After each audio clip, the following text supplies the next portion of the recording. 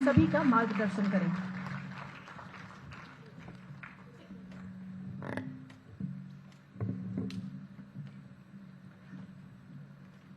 आज के इस कार्यक्रम में हमारे साथ उपस्थित हमारे वरिष्ठ साथी, जिनके साथ मैंने लंबे समय तक काम किया है, और भारत के स्वास्थ्य एवं परिवार कल्याण मंत्री सम्माननीय मनसुख भाई मंडाविया जी, हमारे छोटे भाई और भारत सरकार में मंत्री और यहाँ के लोकप्रिय सांसद श्री अनुराग ठाकुर जी, हमारे युवा काल के साथी और पूर्व मुख्यमंत्री श्री जयराम ठाकुर जी, जो अभी नेता प्रतिपक्ष हैं, हमारे पावर ग्रिड के सीएमडी श्री रविंद्र कुमार त्यागी जी, और हमारे all India institute of medical sciences Bilaspur के डायरेक्टर वीर सिंह नेगी जी, यहाँ उपस्थित हमारे विधायक रणधीर शर्मा जी, त्रिलोक जब्बाल जी, जे.आर. कटवाल जी, और साथ में हमारे पार्टी के वरिष्ठ साथीगण सुरेश चंदेल जी, स्वतंत्र सांख्यान जी, और हमारे अध्यक्ष राजीव बिंदल जी, यहाँ उपस्थित all India institute of medical sciences की फैकल्टी, पावर ग्रिड के सभी सदस्यगण, और यहाँ के स्टूडेंट्स, और हमारे स्थानीय गणमान्य सज्जन वृंद, और मीडिया के मेरे साथी, प्रिंट मीडिया, इलेक्ट्रॉनिक मीडिया के मेरे साथी। आज मुझे अत्यंत हर्ष हो रहा है, खुशी हो रही है कि मुझे आज all India institute of medical sciences Bilaspur में आने का सौभाग्य मिला, और यहाँ इस कार्यक्रम में शामिल होते हुए अनेकों सुविधाएं मनसुख भाई मंडाविया जी के कारण, आर.के. सिंह जो हमारे पावर मंत्री हैं उनके कारण बिलासपुर एम्स को मिली है। यह हम सब के लिए बहुत ही सौभाग्य की बात है और खुशी की बात है। ये एम्स, मुझे याद है कि प्रधानमंत्री मोदी जी का यह हमको दशहरा और दीपावली का सबसे बड़ा तोहफा उन्होंने दिया है, तो हमारे बिलासपुर को all India institute of medical sciences की दृष्टि से मुझे याद है कि इसका 3 अक्टूबर 2017 में शिलान्यास किया था, और वह उस दिन नवरात्रों की षष्ठी थी, और 5 अक्टूबर 2022 को इसका उद्घाटन किया था। वह विजयदशमी का दिन था, नवरात्रों का विजयदशमी का दिन था। तो दशहरे का सबसे अच्छा तोहफा, जो गिफ्ट हम कहते हैं, वो प्रधानमंत्री जी ने हम सबको दी है, जो आज हिमाचल प्रदेश के लिए एक अच्छे फैसिलिटी के रूप में वह हम सबको मिली है। आज जो लिक्विड मेडिकल ऑक्सीजन की फैसिलिटी दी गई है, लगभग मुझे बताया गया है कि 40,000 लीटर्स कैपेसिटी का 4 करोड़ का ये प्रोविज़न किया गया है। इसी तरीके से रेडिएशन ऑन्कोलॉजी में एडवांस्ड रेडियोथेरेपी के लिए 30 करोड़ का लागत से स्टेट ऑफ आर्ट मशीनरी लगाई गई है, और सिटी स्कैन फैसिलिटी भी बनाई गई है। और अभी आपके सामने विश्राम सदन का जो 350 बेड कैपेसिटी का बना है, वह भी आज उसका शिलान्यास हुआ है। यह सच में मैं स्वास्थ्य मंत्रालय को, मनसुख भाई मंडाविया जी को, और पावर मंत्री और पावर मंत्रालय, पावर ग्रिड को बहुत बहुत धन्यवाद देता हूं, जिन्होंने मेरे निवेदन को स्वीकार करके यह फैसिलिटी हम सबको दी है, जो पहाड़ी क्षेत्र में एक बहुत अच्छी फैसिलिटी के रूप में काम आएगी, और हमारे जो अटेंडेंट्स हैं वहाँ से लेकर हमारे जो पेशेंट्स हैं उनकी चिंता की जाएगी, उसको ठीक किया जाएगा। यह हम सब देख सकते हैं। मैं आप सबसे इस बात को भी कहना चाहूँगा कि हेल्थ सेक्टर हो या कोई और सेक्टर हो, हेल्थ सेक्टर के बारे में मैं विशेष करके इसलिए बोलना चाहूँगा क्योंकि मुझे और मनसुख भाई को हेल्थ सेक्टर से लंबे समय तक जुड़े रहने का मौका मिला है और ऐसे ही देश के अनेक सेक्टर्स में प्रधानमंत्री मोदी जी के कारण देश को बहुत सही नेतृत्व मिलने के कारण बहुत फायदा भी हुआ है और देश आगे बढ़ने में सफल भी हुआ है। अब मैं अगर जिसकी जिक्र हमारे मनसुख भाई ने कोरोना की, आप सबको लगता होगा कि कोरोना आया गया, इसमें कौन सी बड़ी बात है।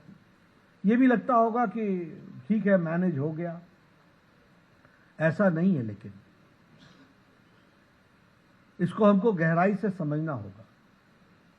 सबसे पहली बात तो यह सेंचुरी का अपने आप में सबसे बड़ी कैलामिटी कहिए, इसको डिजास्टर कहिए या पेंडेमिक कहिए, ये सेंचुरी की सबसे बड़ी पेंडेमिक थी और कोई नहीं जानता था कि इसका इलाज क्या है और कोई नहीं जानता था कि इससे बचेंगे कैसे। पाश्चात्य देश, वेस्टर्न कंट्रीज के लीडर्स ये फैसला नहीं कर पाए कि इकोनॉमी जरूरी है या ह्यूमैनिटी जरूरी है, मानवता जरूरी है या अर्थ जरूरी है। इसलिए पाश्चात्य देश अंत तक फैसला नहीं कर पाए, लॉकडाउन लगाएं कि नहीं लगाएं, लगाएं कि नहीं लगाएं। जब कोरोना बढ़ जाए तो लॉकडाउन लगाएं, जब काबू में आने लगे तो हटा लें। इकोनॉमी और ह्यूमैनिटी में वो फैसला नहीं कर पाए। लेकिन हमारे यहां प्रधानमंत्री मोदी जी ने बहुत दृढ़ संकल्प के साथ उस समय कहा था, जान है तो जहान है, और सख्ती से लॉकडाउन लगाया और 2 महीने में देश को तैयार किया। हमारे पास आईसीयू बेड की फैसिलिटीज नहीं थी, हमारे पास ऑक्सीजन की फैसिलिटीज नहीं थी, हमारे पास इस तकलीफ को कैसे मैनेज किया जाएगा इसकी फैसिलिटीज नहीं थी, हमारे पास हॉस्पिटल्स में उतने बेड्स नहीं थे। लेकिन उन्होंने देश को तैयार किया। और अगर मैं ऑक्सीजन की बात करूं तो 112 दिन में 2500 ऑक्सीजन प्लांट्स लगाए गए देश के अंदर और लगभग 3000 टन का ऑक्सीजन प्रोड्यूस प्रतिदिन करने की कैपेसिटी हम लोगों ने उस समय डेवलप की। अगर मैं बात करूं आपको कि ऑक्सीजन के साथ साथ अगर वैक्सीनेशन की बात करें तो वैक्सीनेशन के बारे में भी आप देखिए, यहां हमारे मेडिकल स्टूडेंट्स बहुत से बैठे हैं। आपको मैं बताना चाहूंगा, इस देश में टेटनस की दवा को आने में 40 साल लगे थे। इस देश में ट्यूबरक्लोसिस को नेशनल प्रोग्राम बनने में 27 साल लगे, 28 साल लगे। इस देश में डिप्थेरिया के उसके इंजेक्शन के लिए 20 साल 30 साल लगे। जापानीज इंसेफ्लाइटिस के इंजेक्शन को उसके इंजेक्शन को देश में आने में 100 इयर्स ये लग गए, 100 इयर्स। 1906 में जापान में जापानीज इंसेफ्लाइटिस का इंजेक्शन बना था, 2006 में भारत में आया, इतना साल लग गए। लेकिन कोरोना 20 जनवरी 2019 को पहला केस डिटेक्ट हुआ था। 2019 थी ना, 2020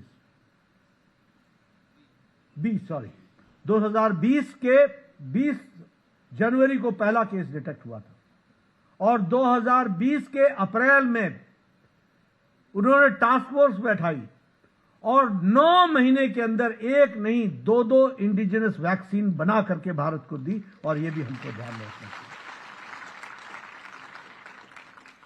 और इसका फर्क क्या पड़ा, 220 doses of vaccine, double dose with booster लगा करके हमारा देश तैयार हुआ।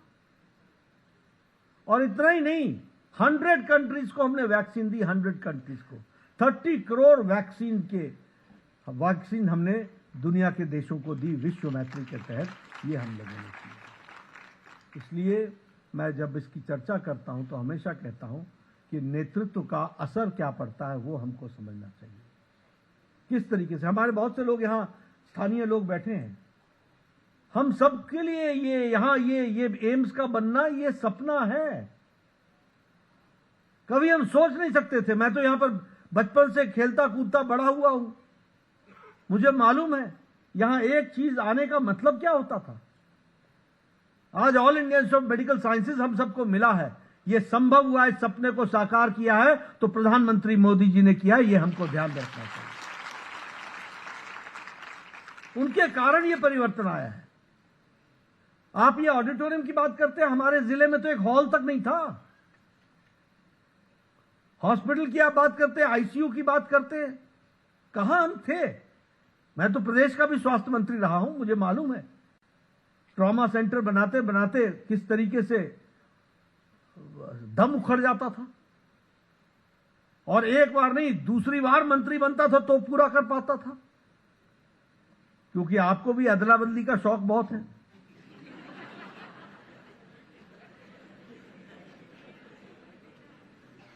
उसका शिकार मैं हो जाता था। फिर जब मैं आता था तो अब मेरी बारी, तो मैं खेलता था। तो लेकिन मित्रों, मैं आपसे ये चर्चा इसलिए कर रहा हूं कि नेतृत्व का क्या असर पड़ता है। मैंने एक एग्जाम्पल देकर के आपको समझाने की, सिर्फ कोरोना के एग्जाम्पल से, सिर्फ all India institute of medical, और ये all India institute of medical sciences सिर्फ हमारा नहीं है। मैं आपको बताना चाहता हूं कि जो पीजीआई आप चंडीगढ़ में आज देखते हैं, उसमें पिछले 10 सालों में 10 गुना इन्वेस्टमेंट हो चुका है। वो पीजीआई 10 गुना आगे बढ़ चुकी है, वो भी आपको ध्यान रखना चाहिए।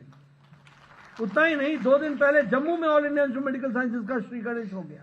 उतना ही नहीं, भटिंडा में कल है ना, भटिंडा में 25 तारीख को प्रधानमंत्री जी भटिंडा में भी all India institute of medical sciences बनाएंगे, उद्घाटन करेंगे। राजकोट में भी उद्घाटन होगा। 23 all India institute of medical sciences, more than 17 Indian institute of management. ये सपना साकार नहीं हो रहा तो और क्या हो रहा है। एक नाम लेके घूमते थे, IIM Ahmedabad, IIM Ahmedabad, IIT Delhi, IIT Kanpur. आज हमारे पास NIT है, IIIT है, और हमारे यहाँ IIM खुल रहा है। ये विकास की नई नई कहानियां हमको से देखने को मिलती है। इसलिए मैं हमेशा सबसे कहता हूं, और मैं छात्रों से एक बात और कहना चाहता हूं। हमारे यहाँ मैं जब यंग स्टूडेंट होता था तो हम कहते थे education is our birth right. शिक्षा हमारी बर्थ राइट है। बर्थ राइट है, बिल्कुल है। School education is your birth right, but professional education is a privilege given by the society. It is a privilege given to you. आपको उसको उपयोग करना होगा, उसको ध्यान में रख करके आगे चलना होगा। और इसीलिए जब ये एजुकेशन बर्थ राइट की बात बोलते हैं तो मैं हमेशा बोलता हूं ये इंस्टीट्यूट्स ऐसे हैं जिसको हम बर्थ राइट नहीं कह सकते। इस फैसिलिटी का हमको पूरा सदुपयोग करते हुए आगे बढ़ने की आवश्यकता है। मैं हेल्थ पॉलिसी के बारे में भी चर्चा करना चाहूंगा। मनसुख भाई उस समय केमिकल्स एंड फर्टिलाइजर मिनिस्टर होते थे। हम सब लोगों ने मिलकर के हेल्थ पॉलिसी पर काम किया। इन्होंने हमारी बड़ी मदद की। ये स्वास्थ्य मंत्री उस समय नहीं थे, स्वास्थ्य मंत्री मैं था, लेकिन ये केमिकल फर्टिलाइजर के मंत्री हुआ करते थे। हम इनके कारण स्टेंट्स के दाम कम कर सके, हम इनके कारण ये घुटनों में लगने वाले कैप्स के दाम कम कर सके, हम इनके कारण दवाइयों में जन औषधि के माध्यम से हमने करोड़ों लोगों को राहत दवाई में दिलाई, वो भी इनके माध्यम से हुआ। इसलिए इनका भी मैं धन्यवाद करता हूं। लेकिन जब ये हेल्थ पॉलिसी की मैं बात करता हूं, आपको बड़ा गजब लगता होगा कि एम्स के शुरुआत में ही सबसे पहला ब्लॉक जो है वो है आयुष। आयुर्वेदा, योगा, यूनानी, सिद्धा, ये आयुष ब्लॉक हमको देखने को मिलता है। एक समय था, मैं ही जब 1998 में हेल्थ मिनिस्टर था तो झगड़ा होता था। और झगड़ा क्या होता था, कोई बोले जी ये खा लो, ये चूर्ण बहुत अच्छा है। No I don't know, I only know allopathy, बाकी के बारे में नो कमेंट्स। अगर कोई आयुर्वेदिक डॉक्टर कहीं इंजेक्शन लगाने की बात करे, know how can you do that, ये हो नहीं सकता, ये तुम्हारा एरिया नहीं। था कि नहीं था ऐसा? हमने सबको कहा कि we have to think in holistic terms. मैं उस समय अपने डॉक्टर्स को बोला करता था, तुम्हारा स्वीपर लगा दे इंजेक्शन तो वो चलता है, लेकिन कोई आयुर्वेदिक डॉक्टर लगा दे तो वो दिक्कत होती है। ऐसा कैसे होता है? खैर, मैं इसमें से ये कहना चाहता हूं कि आज होलिस्टिक अप्रोच, ये हेल्थ पॉलिसी के तहत अगर हमने प्रिवेंटिव पर ध्यान दिया, आज 30 साल की उम्र में ज्यादा से ज्यादा लोगों का हेल्थ चेकअप हो जाए और हम उनका प्रिवेंशन कर सके, ये हम लोग आगे बढ़ा रहे हैं मोदी जी के नेतृत्व में। ये हमको समझना चाहिए। प्रिवेंटिव, क्यूरेटिव, पैलिएटिव, रिहैबिलिटेटिव, इन सब पर काम चल रहा है और इसको आगे बढ़ाने का काम किया है। और क्रॉस रेफरेंस, ये आयुष विभाग की बात मैंने क्यों की? ठीक है, कीमोथेरेपी से कैंसर का पेशेंट बच सकता है और बचेगा, उसको जान मिलेगी, उसके साथ कोई ऑल्टरनेटिव नहीं है, लेकिन आयुष उसके इम्यून सिस्टम को ताकत देगा। यह भी हमको ध्यान में रखना चाहिए। आयुर्वेदा उसको ताकत देगा। इसलिए हमको साइलोज में नहीं सोचना है, हमको अकेले अकेले नहीं सोचना है, सबको साथ मिलकर के सोचना है। आयुर्वेद भी जरूरी है, योग भी जरूरी है। ठीक है, आपका फिजियोथेरेपिस्ट आपको मसल्स की एक्सरसाइज कराता है, लेकिन योग आपको उसी मसल्स को फ्लेक्सिबल भी करता है और उसके साथ साथ वो आपके बॉडी के माइंड सोल को एक तारतम्य में लाने का काम भी करता है, जो हेल्दी माइंड हेल्दी बॉडी के लिए आवश्यक होता है। तो इसलिए होलिस्टिक अप्रोच लेकर के चलने का काम हमारे प्रधानमंत्री मोदी जी ने किया और आज हम हेल्थ पॉलिसी को लेकर के हम चले हैं। हमें, क्योंकि यहाँ हेल्थ सेक्टर से जुड़े हुए लोग बैठे हैं, इसलिए मैं हेल्थ की ज़्यादा बात कर रहा हूँ। मुझे खुशी है, यहाँ सभी लोग कोई 10 साल 20 साल से ऊपर की राजनीति करने वाले लोग हैं और आप सब लोग लंबे समय से समाज सेवा कर रहे हैं। हमारे यहाँ 2018 से पहले हम चिट्ठी लिखा करते थे और क्या लिखते थे कि ये इस व्यक्ति को हार्ट का ऑपरेशन होना है और इसको स्टेंट लगने हैं, इसका बाईपास होना है, 1.5 लाख रुपए खर्च होगा, 2 लाख रुपए खर्च होगा, कृपया मुख्यमंत्री महोदय अनुदान की अनुशंसा करें। ये हम चिट्ठियां लिखा करते थे। 15-15 चिट्ठियां लिखते थे, 5 सैंक्शन होती थी। पता नहीं उन 10 की जिंदगियों का क्या होता था। लेकिन जब प्रधानमंत्री मोदी जी बने और उन्होंने स्वास्थ्य का जिम्मा मुझे दिया, तो उस समय हम लोग इस नतीजे पर पहुंचे कि इतना ही नहीं है, हमको कुछ बड़ा सोचना है। और प्रधानमंत्री जी ने कहा, नड्डा कुछ बड़ा सोचो।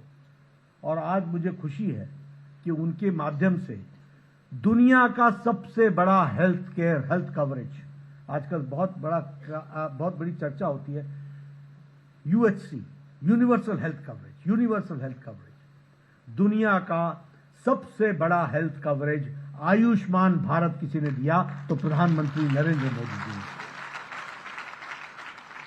10 crore 74 lakh families, 55 crore people, 40% of Indian population, इसको अगर आयुष्मान भारत से जोड़ा और 5 लाख रुपए का हेल्थ कवर प्रत्येक साल, एवरी ईयर, गंभीर बीमारी से लड़ने का काम किया तो प्रधानमंत्री मोदी जी ने किया। यह भी हमको ध्यान रखना चाहिए। और उसी के साथ साथ हमारे जयराम जी जब मुख्यमंत्री बने, अदला बदली में जब ये बने तो इन्होंने हिम केयर चलाया और आज हिमाचल प्रदेश में कोई भी व्यक्ति हेल्थ कवरेज के बगैर नहीं है। यह स्थिति आकर के खड़ी हुई है, यह भी हमको ध्यान रखना चाहिए। मैं जब इस बारे में चर्चा कर रहा हूं तो निश्चित रूप से बहुत से काम हम लोगों ने किए हैं और उसको आगे पहुंचाने का प्रयास किया है। मैं मनसुख भाई को एक बात के लिए विशेष धन्यवाद देना चाहता हूं। ट्यूबरकुलोसिस इराडिकेशन का वर्ल्ड हेल्थ ऑर्गेनाइजेशन ने 2030 का समय तय किया है। प्रधानमंत्री मोदी जी ने 2025 तय कर लिया और मनसुख भाई ने जो टीबी मुक्त के लिए जो काम किया है, प्रधानमंत्री टीबी मुक्त अभियान के तहत आज नोटिफिकेशंस 64% बढ़ गई है। नोटिफिकेशंस का मतलब ट्यूबरकुलोसिस की जानकारी मिलना। पहले पता ही नहीं चलता था, बगल में कोई साथी है ट्यूबरकुलोसिस की बीमारी है उसको और वो ट्यूबरक्लोसिस बढ़ाता चला जा रहा है, न उसको पता है न उनके साथ रहने वाले लोगों को पता है। आज नोटिफिकेशन 64% बढ़ गई है। टीबी की जो मेडिसिन है वो उपलब्ध तो है ही है, लेकिन वह उसको भी ज्यादा से ज्यादा पेशेंट्स तक पहुंच सके उसकी व्यवस्था की गई है। और सक्सेस रेट ट्यूबरक्लोसिस में 80% हो गया है, 80% सक्सेस रेट पहुंचा है। इसको भी हमको समझना चाहिए। आज इंफ्रास्ट्रक्चर की दृष्टि से देखा जाए तो टीबी के जो ड्रग रेजिस्टेंट टीबी के सेंटर्स थे वो 127 थे, आज वो 792 हो गए हैं। ये भी हमको ध्यान में रखना चाहिए। ये आंकड़े मैं आपको इसलिए बोल रहा हूं क्योंकि टीबी मुक्त भारत बनाने के लिए जो प्रयास चल रहे हैं उसका नतीजा है। उसी तरीके से मेडिकल के इंफ्रास्ट्रक्चर की दृष्टि से देखें, 387 मेडिकल कॉलेजेस थे, आज 706 मेडिकल कॉलेजेस हैं।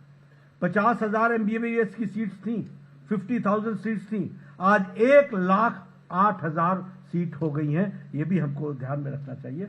लगभग 1,09,000 सीट्स हो गई हैं। ये भी हमको ध्यान में रखना होगा। इसलिए मैं इतना बड़े गौरव के साथ ये कह सकता हूं कि मोदी जी के नेतृत्व में चाहे हेल्थ सेक्टर हो चाहे अन्य सेक्टर हो, हमेशा हिमाचल प्रदेश को ज़्यादा से ज़्यादा मिला है। और हेल्थ सेक्टर में ज़्यादा से ज़्यादा नीतिगत निर्णयों करने के कारण एक फैसिलिटी के माध्यम से बेटर लिविंग हम ला सके हैं, वह भी हमको ध्यान में रखना चाहिए। 2014 से पहले हमारे यहाँ मोर देन 1000 पर 1 डॉक्टर था, आज 864 पर 1 डॉक्टर है। हमने WHO का नॉर्म्स भी हमने क्रॉस कर दिया है और हम 1 डॉक्टर 864 पर रख रहे हैं। यह भी ध्यान में रखना चाहिए। अगर एम्स बना है तो चंबा में भी मेडिकल कॉलेज बना, हमीरपुर में भी मेडिकल कॉलेज बना, नाहन में भी मेडिकल कॉलेज बना, ये सब। और नाहन में IIM बना, बिंदल जी IIM बना ना, और वो कब शुरू होने वाला है? प्रधानमंत्री जी करेंगे, लेकिन जल्द से जल्द उसका भी उद्घाटन होगा। ये कभी सोचा नहीं था, लेकिन इस तरीके से इन श्रृंखलाओं को आगे बढ़ाने का काम हुआ है। अभी ऊना में बल्क ड्रग पार्क का लगभग 2000 करोड़ रुपीस का उसमें भी इन्वेस्टमेंट है। और उसी तरीके से मेडिकल डिवाइस पार्क का उसका भी फाउंडेशन स्टोन रखा गया है, 350 के आसपास उसमें भी खर्च हो रहा है। ये सारी चीजें मेडिकल फैसिलिटीज को अपग्रेड करने के लिए किया गया है। एक तरीके से हम नए विकास के दौर को देख रहे हैं। मैं आप सबसे एक ही निवेदन करूंगा, और वो मैं बड़े हमेशा हर मंच से बोलता हूं। देखिए, we get the government as we deserve. आपका और your participation is very important. आपका पार्टिसिपेशन बहुत इंपॉर्टेंट है। पॉलिसीज, प्रोग्राम्स, इंप्लीमेंटेशन और उसके द्वारा मानवता की सेवा और हमारे लोगों की सेवा और हम लोग आगे कैसे बढ़ते हैं, ये सब इन सब चीजों पर निर्भर होता है। इसलिए ये हमारी जिम्मेवारी बन जाती है।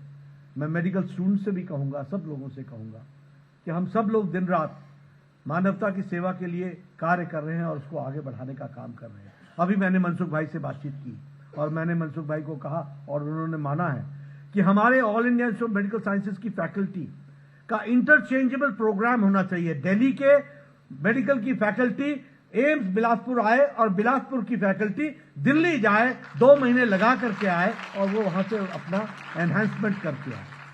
एम्स इज ए कल्चर, एक कल्चर है। मैं एम्स के डॉक्टर्स के साथ बहुत नजदीक से रहा हुआ हूं, मैं जानता हूं एम्स का कल्चर क्या है। एम्स का कल्चर यह है कि जान निकल जाएगी लेकिन जान बचाई जाएगी, इस बात की कोशिश की जाएगी। अपनी जान निकल जाएगी। एक एक डॉक्टर एक एक पेशेंट पर इस तरीके से लगता है। This is the AIIMS culture, और ये कल्चर हमको देना है। और ये कल्चर को हमको एक जगह नहीं देना है, 23 स्थानों पर देना है।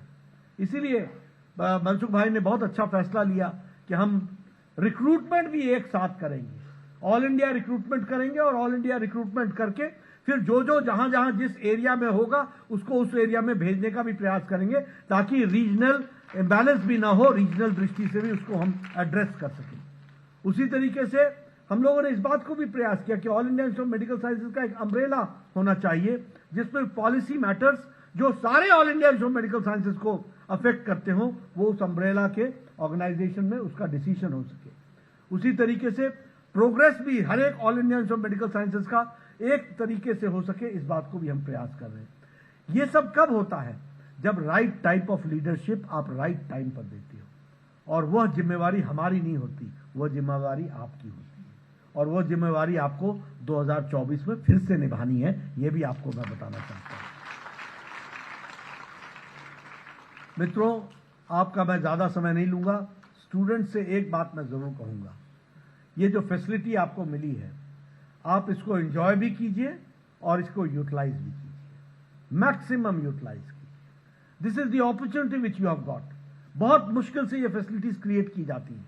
मुझे मालूम है, जब मुझे फैकल्टी मिलती है तो वो हमेशा तकलीफें बताती हैं, लेकिन मैं हमेशा संतोष इसलिए करता हूं कि ऐसी तकलीफें मुझे दिल्ली की भी all India institute of medical sciences बताती है, जो पिछले 50 साल से बनकर के तैयार हो चुकी है, और वो एक पायनियर इंस्टीट्यूशन है।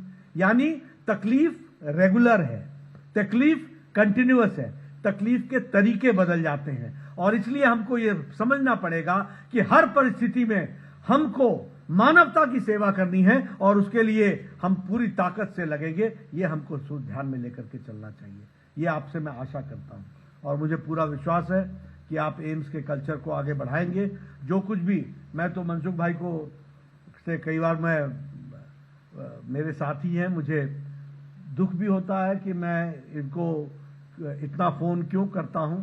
हालांकि एक बार एक काम के लिए दोबारा फोन नहीं किया है, लेकिन मेरे काम ही इतने हैं कि मैं इतनी बार मुझे फोन करना पड़ता है, और ये हमेशा रिस्पॉन्ड करते हैं, पॉजिटिवली जवाब देते हैं, और उसके कारण आज ये सारी फैसिलिटीज हम सबको मिली है। एक बार पुनः मैं मनसुख भाई का, अनुराग भाई का, और सभी लोगों का, हमारे आर.के. सिंह जी जो नहीं हैं अभी उपस्थित हो सके, आज वो अस्वस्थ थे, तो उनको भी हम धन्यवाद देता हूं, और हमारे त्यागी साहब का जो उनके बिहाफ पर आए हैं उनका धन्यवाद देता हूं, और आप सबको धन्यवाद देता हूं जो आप लोग इस कार्यक्रम में शामिल हुए। इस फैसिलिटी को हम आगे बढ़ाएं। इन्हीं शब्दों के साथ बहुत बहुत धन्यवाद।